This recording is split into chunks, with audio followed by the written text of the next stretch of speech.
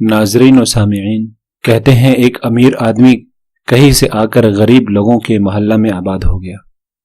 اس نے ایک عالیشان گھر بنوایا، اس کے پاس نوکر چاکر تھے، گاڑیاں تھیں اور بہت سارا پیسہ بھی۔ لیکن اس کی ایک عادت ایسی تھی جس سے لوگ حیران تھے۔ وہ عادت یہ تھی کہ اس نے کبھی کسی غریب کی مدد تک نہ کی اور نہ ہی اس نے کبھی کسی کا حال احوال پوچھا۔ گھر سے نکلتا تو نوکر کی فوج ساتھ ہوتی، جہاں سے گزرتا سلام تک نہ کرتا۔ اسی محلے میں کچھ ایسے دکاندار تھے جو خود امیر نہیں تھے لیکن لوگوں کی مدد کیا کرتے تھے۔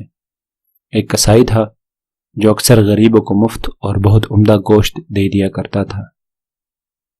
ایک راشن والا تھا جو ہر مہینہ، ایک دودھ والا تھا جو بچوں والے گھروں میں مفت دودھ پہنچاتا۔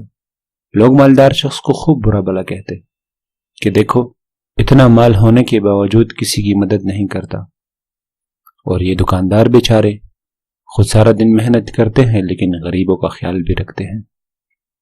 کہتے ہیں کچھ عرصہ اسی طرح گزر گیا اور سب نے مالدار آدمی سے ناتا توڑ ڈالا۔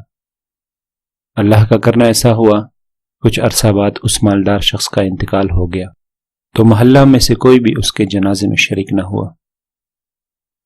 مالدار کی موت کے اگلے روز ایک غریب نے گوشت والے سے مفت گوشت مانگا تو اس نے دینے سے صاف انکار کر ڈالا۔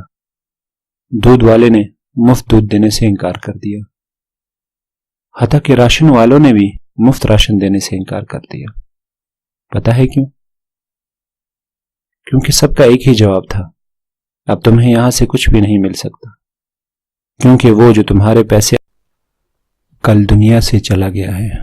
اسی لیے کہتے ہیں کبھی کسی کے بارے میں خود سے فیصلہ نہ کرو، کیونکہ تم نہیں جانتے کس کا باطن کتنا پاکیزہ ہے۔